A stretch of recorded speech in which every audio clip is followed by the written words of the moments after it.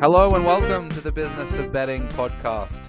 Today I'm joined by Will Duff Gordon, the CEO and founder of Total Performance Data. Will, thanks very much for coming on. Before we get into this episode, make sure you follow us on Twitter, @BettingPod, and check out the website, businessofbetting.com.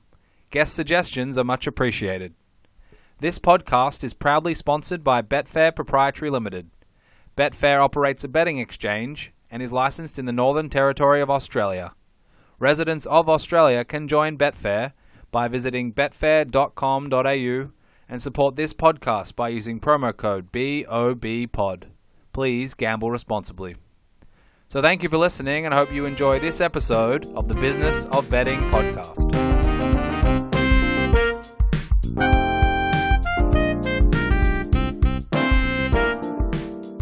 Today I'm joined by Will Duff Gordon, the CEO and founder of Total Performance Data. Will, thanks very much for coming on. Thanks for having me. So Will, those who listened to previous episodes probably heard a reference or two to what you're doing. And before we get into that, I want to talk a little bit about your history and background in this space and what led you to do what you're doing today.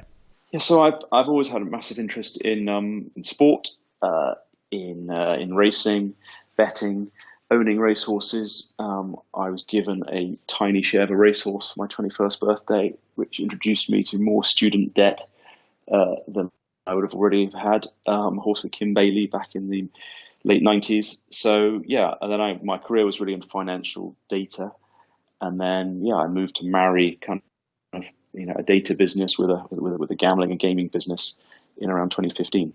So what was the main component through that period of your life that stood out? Was it the racing itself? Was it the betting part? Was it, some of the work you were doing with the financial data? So I made my living, and then we sold a financial data company in 2012 to a firm called Market, which is now listed on NASDAQ and recently bought IHS. But no, I was an owner. I liked owning. I had a few bets, definitely, but I was, with a bunch of friends. I had probably had 5 or 10% of a racehorse, moving up to 100% from the age of 21 to 40. So you cannot beat the thrill of seeing your colours on the racetrack, seeing your horse on the gallops, going to the sales, choosing one. I mean, it's the biggest legal high out there, I would say to people. Thoroughly addictive, thoroughly expensive. You meet some amazing people, and it's extremely difficult to do well. But I did end up with 1 or 2 decent horses towards the end. Had lots of bad horses, but it led me to serve on the Racehorse Ownership Association Council in the UK as the youngest member of that trade association. And if you sit around talking about the future of the industry and what we need to do to modernize it and make it more appealing to younger fans and bring in more owners and drive more betting, and in your late 30s, you want to actually go and deliver on some of those ideas as opposed to just sit around talking about them. So I thought, let's do this. And then a chap called Eamon Wilmot was instrumental in making me go at this full time. So very exciting place to be. And if I make squillions out of this, I'll no doubt put it all back into racing through owning horses again. So tell me a little bit about the financial data times, and is it very different to racing or even betting in terms of the tech, the processes, the data sets, or is it similar in many respects? Yeah, I'd love to say that people in the financial markets don't want it to be known as the Wild West or like gambling, but of course it is. And we were selling essentially. We got all the hedge funds and the asset managers in the world to share their short positions with us, and we then anonymized that. And then everybody could get basically a window into how much of a stock was being short sold. And that took, 10, 15 years to kind of build the trust to be sent people's trading files. But in the end, it was a no-brainer because you sent in, 150 short positions and you got back, 3,000 or 30,000. I think we had $2 trillion worth of short positions in the database. So it's quite similar. And I think it's quite exciting now in sports betting. There's a lot of people coming out of the quantitative investment management industry who where multi-factor models have been around for a long time, where making money with a quantitative method is proven, but also difficult. A lot of the arbitrages are gone. You come into sport, there's new data sets appearing, here, there, and everywhere. Latency is getting quicker, and the competition is much less. So there's some very very talented kind of computer models who might Monday to Friday be employed in Canary Wharf or Wall Street, who are also trading sports in play. And I think what we're trying to do is bring some of those people into gambling more and more in racing. So what was week one or day one like for Total Performance Data? You mentioned Eamon before. Was it very bare bones back in the beginning? Well, back then we actually went down the wrong route, as you often do in a young company. We were going after the sort of the training market. Back then, Eamon was running a very sort of technology focused. He had an Australian trainer called Jeremy Gask, and they were very interested in heart rates, stride data, lactate readings from horses on high speed treadmills. They did all sorts of amazing things, and we were thinking, it's about essentially heart rate monitors for horses in training to help with owners' communication and train horses better. And then we moved to, I guess, focus more on the actual racing in about 2016, and haven't really looked back. But I think one day we'll go back to the training side of things. But that's where we began.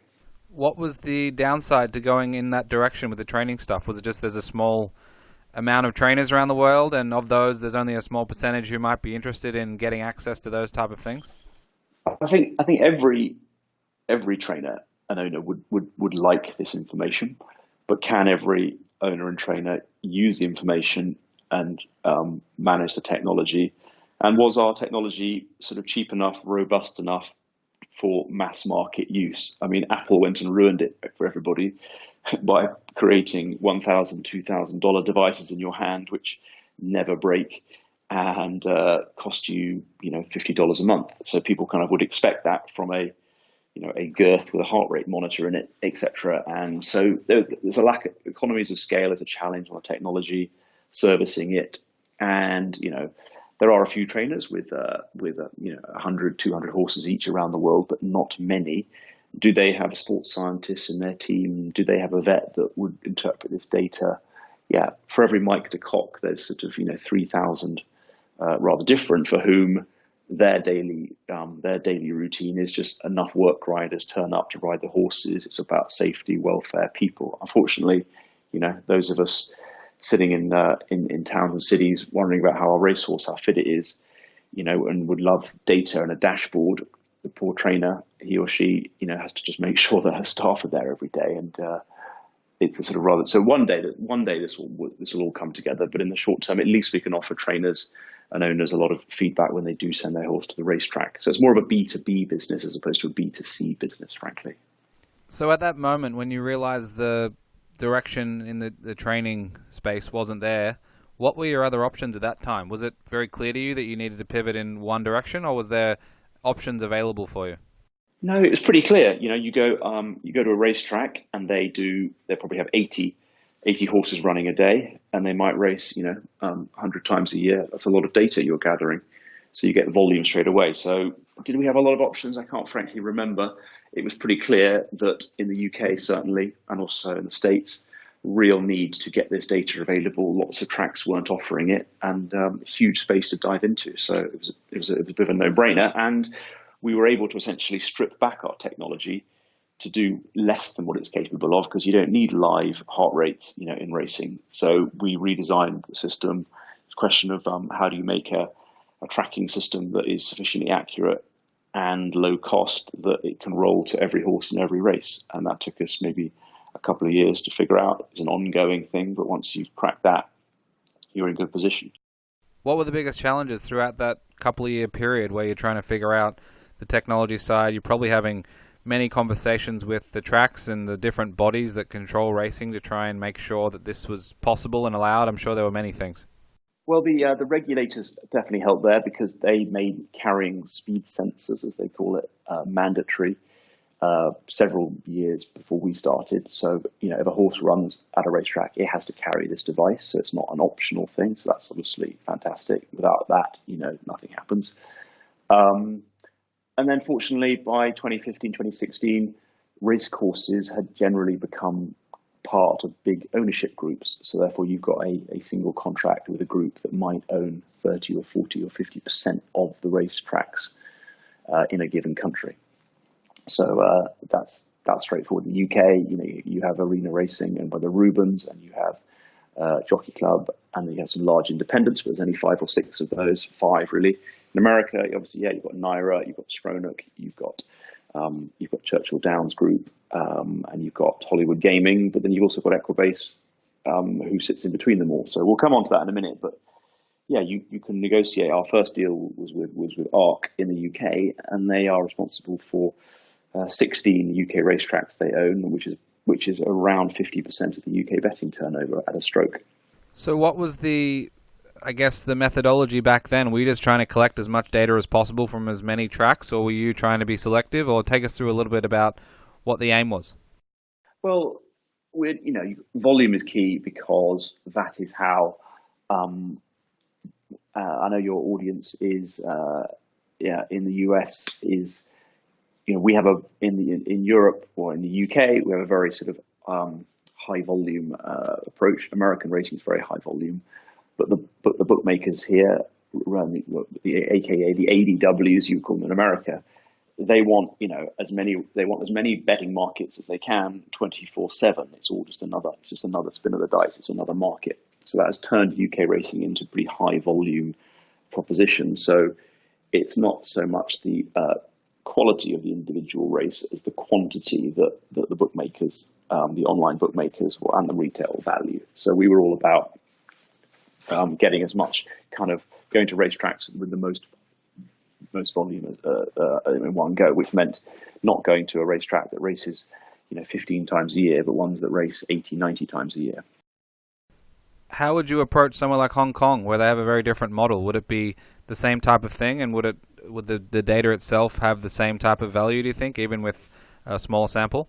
Well, obviously their betting handle is, belies their relatively small number of tracks. So they have a captive market, 2 courses, huge volume. So that's different. But we have our business model is really continues to evolve. But we quite like to be in the data business rather than in the service provider business. So we've been very clear with all of our contracts with racecourse partners that we're creating a kind of a data set which is commercially valuable for them, and which we expect to receive, a royal, some kind of rev share from the licensing of that content. So we're creating valuable content.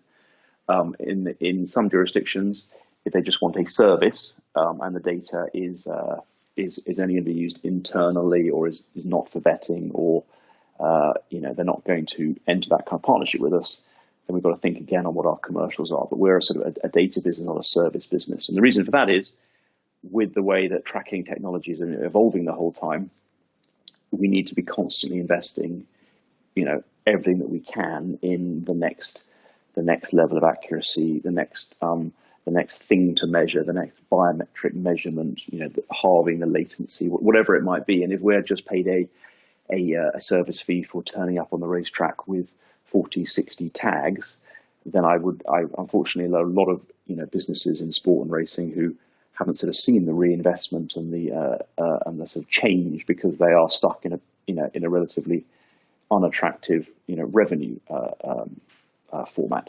So we're really a data business first, and we happen to make the hardware to collect the data, but we're really most interested in the content that we partner with our racetracks to monetize.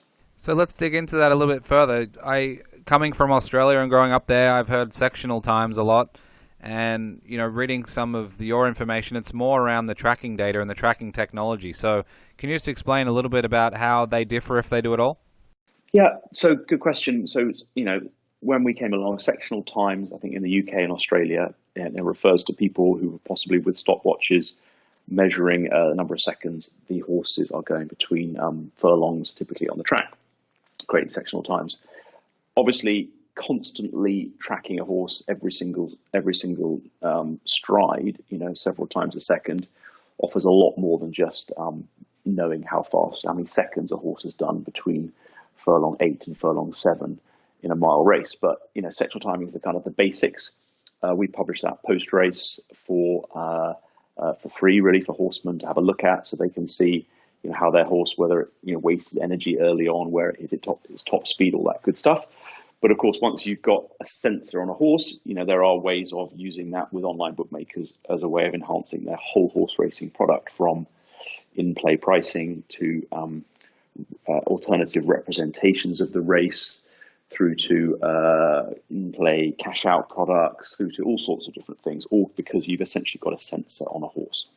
So, if you don't mind, can you share some of the discussions you would have with a racetrack or a different body involved in racing when it comes to, I guess, the intention and the aim? It sounds like you have, one eye on the future of the industry and sustainability and making sure it's viable longer term. And also, I'm sure you have discussions around using the data sets that you've collected through the hardware for betting purposes, for entertainment purposes, and then visualizations, I would imagine. And also, you talked a little bit about when the racetrack might want it for internal use, or the body, then you'd have to think it through. Tell us a little bit about how those discussions go. Yeah, so at a basic level, every sport, has to compete now for attention, for entertainment, and they need pictures and they need data, and that drives fan engagement and betting. If it's a betting-related sport like racing or other sports, you still need to have data to have good and deep fan engagement, like you have around F1 or cycling, and you have the position of the peloton, and you have all those graphics. So it's all about working with the racecourses, who've really done a fantastic job of the last 10, 20 years of monetizing their pictures, TV pictures, and all of their sort of experiences of selling pictures, first of all into betting shops, to broadcasters, and then in the last 10 years into online. So we're sort of, I guess, adding the data piece, which is then, okay, so you've got pictures and data. How does that essentially create more betting turnover or more engagement or more interest in that sport? And it really depends whether you're, whether you're an owner, a trainer, a jockey, a horseman, a regulator, a handicapper, a punter, professional gambler, bookmaker. Everybody has got their little piece of this data set that they can use. It's tremendously exciting. And I think that racing has a great chance to kind of get back to being the number one betting sport, because we can put sensors on horses. We can put more than one. They can't say no, and that data can be live for everybody who wants it. It strikes me that there's probably a value chain. You mentioned a lot of different segments of the industry. I would imagine certainly some of those segments would be willing to pay more in terms of just a commercialization approach. There's some that are more high value than others, although for it to proliferate more widely and be useful across the industry and some of the sustainability aspects, you would probably prefer that it is more widely distributed, I would imagine. Yes, exactly. Of course, the live raw data is obviously the most valuable piece of it. The creating in running odds from this data, which we can now do, is especially premium content.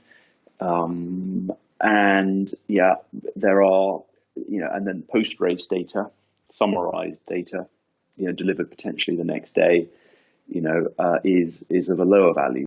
Tell me about the evolution from the beginning to now in terms of what you're collecting, what's become more of a focus for you. I'm guessing it started out with some, different data sets that were around timing and stuff like that, and now it sounds like you can do everything up to in-play odds feeds. Tell us about the evolution in that space for your business. The in-play odds feed, we first of all thought that perhaps bookmakers would calculate their own in-play odds from the GPS data, so that in the GPS feed, obviously at the rawest level, you've got velocity and you've got latitude and longitude per horse, many times a second, how many meters to go for every runner, and from that, a bookmaker could take their SP and turn that into a price. However, of course, with bookmakers with lots of consolidation, huge players, they've got quite congested product roadmaps.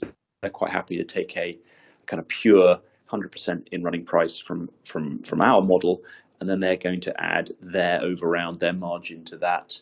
They'll deal with the bet delays and they'll do the kind of the customer facing bit, but they have a price from us. And so we're working with, our method, shall we say, is to work with some guys who have been working in trading other sports in play. And for flat racing, we've got an exciting kind of Monte Carlo model, which uses neural networks to sort of train itself on how fast horses take to go between the different furlongs of different tracks. We're trading it live into Betfair to sort of prove the efficacy of the in-play prices. And essentially, we do 10,000 calculations per horse per second in 0.2 of a second to come up with the probability of that horse winning. And that's pretty exciting stuff, actually. So as long as the underlying tracking data is good, the probability is pretty hard to beat at any given moment. And that is the sort of that's the real product for the future, shall we say, is the ability to bet on a horse race from the moment the declarations are confirmed, through to a yard before the finish line. In theory, can any punter do the same thing if they had the tools and the ability to do it? Yeah, so any punter can take we've got 6 or 7 different data feeds of to suit different tastes, different levels of detail, and people are subscribing to that content to whether they're a pre-race or in-race better to form their own judgment as to who's going to win the race. And people who've got multi-factor models already with lots and lots of form data in there already. This is an addition to it. People who are betting in play, this is a great data set that helps sort of, take away the advantage from some of the people who are betting in play at the racetrack, who are just taking advantage of people who are betting off track, off TV pictures that are rather delayed, although the TV pictures are catching up hugely now. But anybody anywhere with a model can receive our live UDP data. It goes from the horse to them in about 40 or 50 milliseconds from the sensor to the customer. And there's no delay, so you've kind of got the ability to do sort of high frequency trading from anywhere in the world, which should see a real pickup in liquidity on some of the in-play betting exchanges on racing that can provide this data. Has there been many other use cases for the punters other than the in-play component? Is there value in getting the data sets from a post-race perspective and in terms of reviewing what happened and trying to use that moving forward? Yeah, well, particularly now that we have we've got the stride. We'll come on to the stride and the stride length and cadence data. But some of our earliest customers, there has been no, in the UK at least, there's been no, race by race transparency as to how fast or how slow the horses are all going. So it's obvious to add that if you're a pre-race bettor. So we work with most of the major pre-race betting folks out there who.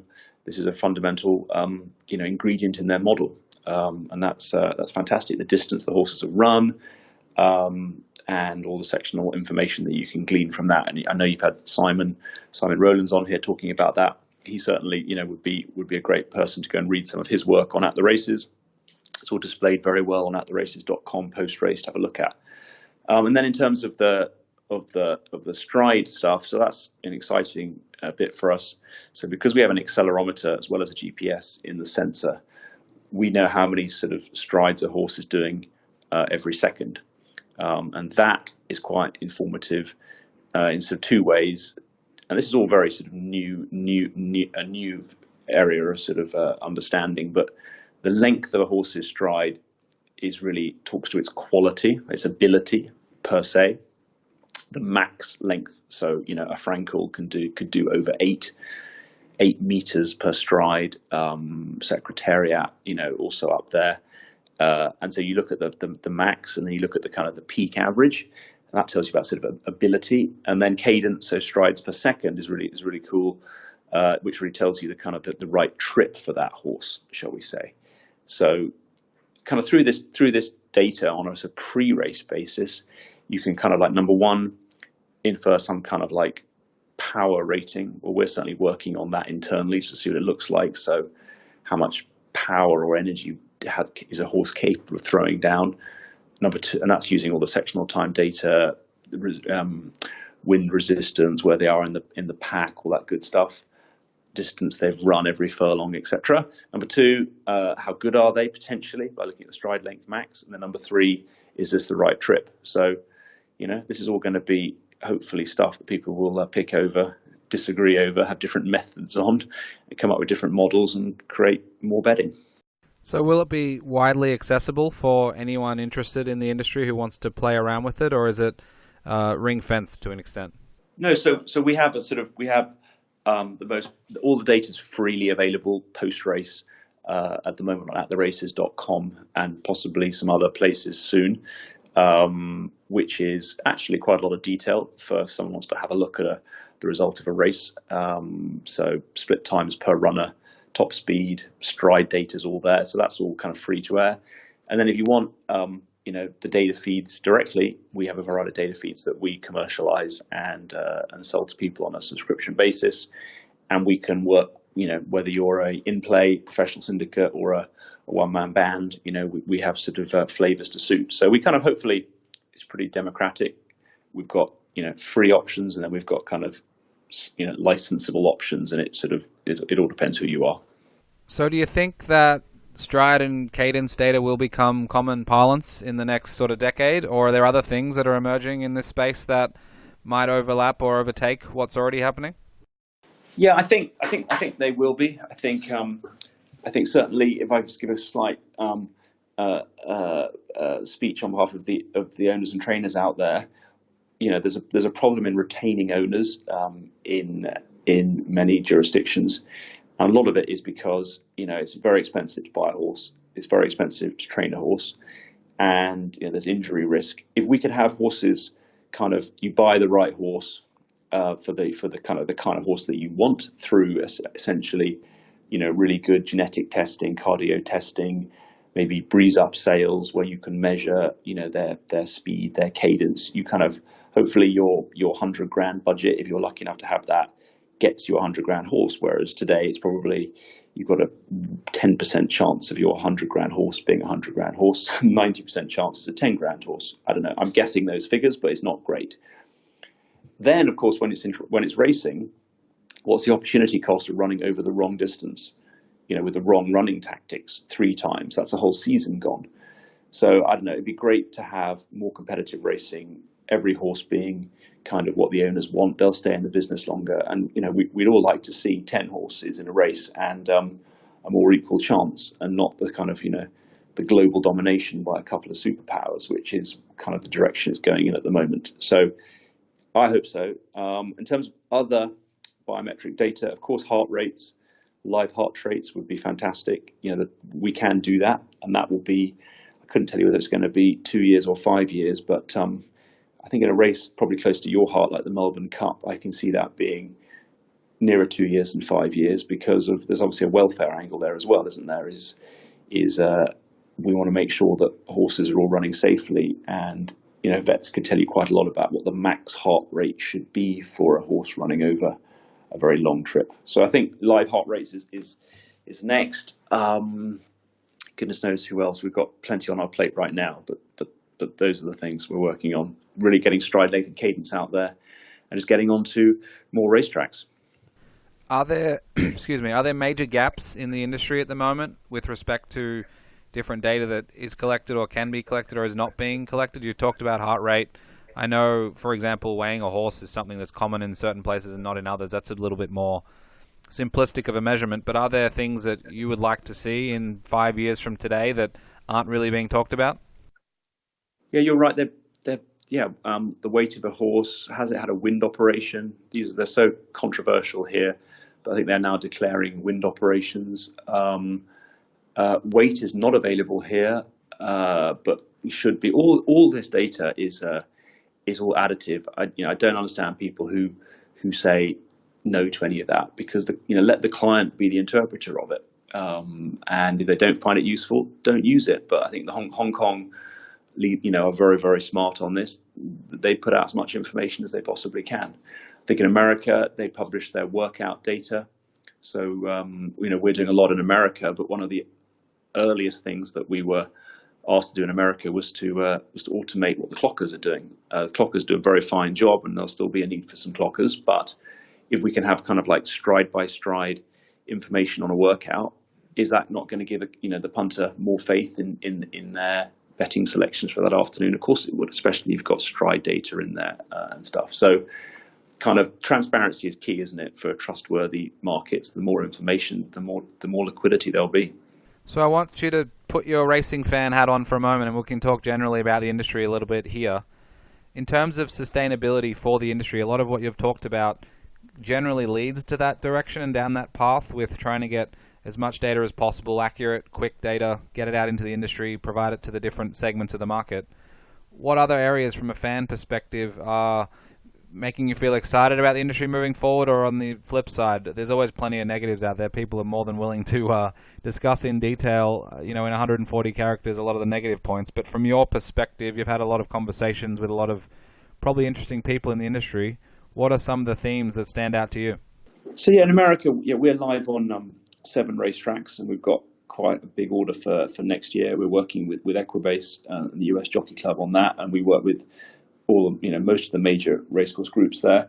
It's really exciting with PASPA and sports betting, and there's 2 narratives, isn't there? Is the unleashing of sports betting your friend or your foe? And the lesson from Europe and the UK is racing is the kind of some say it's the beer in the pub, brings the people in, or it's the milk in the supermarket, and then they kind of go and look at other products. They'll go and bet on other sports, but it's all very well having a really exciting NFL game on a Thursday night or a Monday night, but what's happening in the ad break? So guess what? There's 6 races, from these different racetracks. So racing's volume is a good thing from the point of view of betting turnover and the online sports betting landscape. And I'm sort of excited that as I said earlier, we can represent a horse race because we can put sensors on the horses. We could offer customers tailor-made views of that race. They could have we've done some virtual reality or augmented reality jockey cam kind of views. So you could render a race. We rendered a race at Golden Gate. You had a bet on number 2. You're sitting on number 2. You could be wearing an Oculus Rift headset. You don't even need to do that. You just have a 360-degree view. You might have a fighter pilot heads-up display with miles per hour, your live stride data. So you can kind of say, hey, I'm a 19-year-old and I play, a lot of kind of computer games, and I like esports, and I'm on Twitch most of the time. They're not going to want to watch an old-fashioned horse race and worry about picking the form and stuff. So we can render the horse racing product in very, very modern and exciting ways. So there's the gamification aspect, which sensors on horses definitely help. And I think we need to say that horse racing can definitely compete in the UK. Yeah, it might have been 70-80% of turnover. It's maybe more like 35-40% of turnover now, but turnover is rising across the board. So yeah, you've got a smaller stake, but the pie keeps growing. So it's like adapt or die type situation. I think there's a lot of American racing. It's great that there is so many racetracks still going. A lot of amazing horsemen who work really hard to get the horses performing there, and it's the job of the technology providers like us and the racetracks to kind of put that content in a package where it can sit really nicely inside, I don't know, MGM Sport or Fox Bet, or there's going to be some hugely interesting and innovative companies coming in, and they're going to be saying to racing, this is what I'm getting from the NFL, this is what I'm getting from the NBA, this is what I'm getting from esports cycling. Racing, what are you giving me? It mustn't be black and white, and it mustn't be a real headache to try and pick a winner.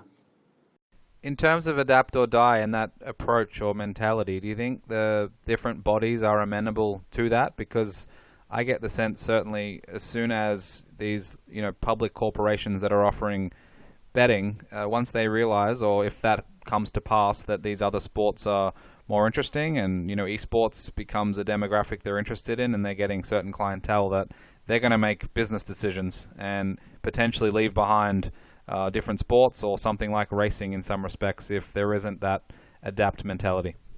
Everyone is trying to adapt for sure, and all these businesses are have adapted well. There's a big growth in historic racing. Actual terminals aren't there at racetracks. So, everyone's got a strategy. Everyone is innovating. And yes, in sport, I have found that there's an element of control is key. People would rather sometimes control something that grew more slowly than not have full control over something which grows faster, and that's questionable strategy. But everyone's trying, and there's some very powerful organisations out there, and I think I'm going to be doing my best to make sure that I help racetracks around the world meet the challenge. One follow-up on that, with respect to a lot of race clubs and racing bodies seem to be interested in diversifying their, income streams, and you've seen a lot more, approach for racetracks is to have a lot more people going in a party-type atmosphere. We've certainly seen it in Australia with the big carnivals, certainly in the US with hundreds of thousands of people going to the Triple Crown events and probably don't know that there are horses running. As an industry participant who has a business and as a racing fan and as an owner of horses, how does that approach generally sit with you? Yes, that's a really good question, and I think it's one that the Jockey Club here talk about a fair amount. I think racing has become a really, really comfortable and good way of having a good day out, having a few drinks. It's become an entertainment business, and I think it's done a fantastic job in this country the last 20 years to go from being a stadium which was pretty uncomfortable, men only. You had to have an interest or a knowledge of the horses or the sport to actually enjoy it. The food was bad. It was cold. It was muddy field. You park. Pretty much terrible experience. But yeah, we look back lovingly in some ways at those. In some ways, the characters who went to those places. Nowadays, you go to Ascot. You could probably. What's your favourite type of coffee? Lavazza, Illy, Starbucks, you name it. There's probably one of each. Probably one of each on every floor of the racetrack. Who's your favourite band? Right. Well, they're probably playing afterwards. So you've got 6 or 7 or 8 amazing races. Then you've got a great party. We've got one of the best DJs around the world afterwards. So we're kind of deeply comfortable, carpets everywhere, very good loose. So yeah, I think America has got a little bit of work to do on that front. It still has some amazing festivals for sure. The question then is, how do you engage those people that come with the content that's taking place there during the afternoon? Things have been as bad as essentially you train or own the horse in the 6th race and you can't park your car or you can't even get into the track because you're being pushed out of the way by 10,000 racegoers who are there to see Simply Red or whoever it might be. That is bad. Things aren't that bad now, so we've got to engage, try to engage the people who are coming for the concert with the sport in the afternoon, and that means presenting it in a way that they're going to relate to. We cannot be talking about going descriptions and stallions no one's ever heard of, and we mustn't just be talking the jargon of the sport. We've got to talk about it so that everybody gets value out of the day out. The tote is going to be reimagined in this country to hopefully help that. So it's a key battle line, as you quite rightly point out. I don't think you're going to win everybody. I think that's unrealistic. But if you could convert 10-20% of the concert goers into somebody who might go racing twice a year, then that's going to be hugely significant. So one final question for you, Will, more generally, or you can put your CEO hat back on if you like, but just in terms of the next 12 to 18 months in your world, in your space, what are some of the things that are going to be continually popping up, some new questions or new topics or areas that you think will be pertinent moving forward? Well, I think on the product side, I think the racing product is going to be reimagined over the next 12 to 18 months, and I think you'll be able to bet pre-race and throughout the race up until the finish line with every whether you're in a tote pool or a fixed odds bookmaker. Cashing out in play is going to be a fun product that you can get. There may be some derivative markets such as your horse crossed the line the fastest but didn't win the race, get your money back. So I'm excited that I think we can really fast forward some innovation in racing, well overdue. On the slightly more not so positive side, I think everybody needs to work together to realise that the margin of this product for the people who fund it, i.e. the sort of bookmaking side, is a challenge. And I think racing is is barely a 7% margin online, and that you get that from a kind of slot machine game. So you throw in lots of politics and government taxes and you name it, and it becomes quite hard work. So there's going to be margin pressure, I think, in racing. Is bad now. I think that's something that everyone needs to sort of work together on to improve the margin. And racing and betting, I'd love to see working really closely together after that. I wanted to mention earlier, I didn't ask you the question, but has there been any innovation within the ownership ranks? And can a 27-year-old, just out of university, first sort of entry-level job type person who's interested in racing, is there a way for them to be involved these days? It sounds like they're, in the past anyway, it was an investment in quotation marks or an expense to be involved. But has that adapted at all? Do you have a leg in a racehorse back home? I don't. I would love to. I would have loved to, 5 or 6 years ago in my, mid to late 20s and, spend that money or that time being invested in something like that. It was just a bit of a tricky experience. Yeah. So, Australia leads the way on like mass ownership. It's the reason I asked the question, which is great. Everybody, it's probably a bit like Ireland was in the 1970s or 60s. Everybody knows somebody who owns, a hoof of a racehorse, any amount. My big point is whether you own 1% or 100%, you get the same adrenaline rush. So like mass ownership is great. In Australia, syndication is fantastic. There's lots of innovation everywhere on promoting syndicates. Big drive here. There's a cool company out there called the Racing Manager, which essentially just like takes all of the owner's communication out of the trainer's hands and puts it on WhatsApp and delivers all of the kind of time-forming data, directly to a good website. So there's lots of investment going into sort of syndication. I think one day one of our early business plans was train your own racehorse. So imagine you got all the data on, your horse was wearing a stat.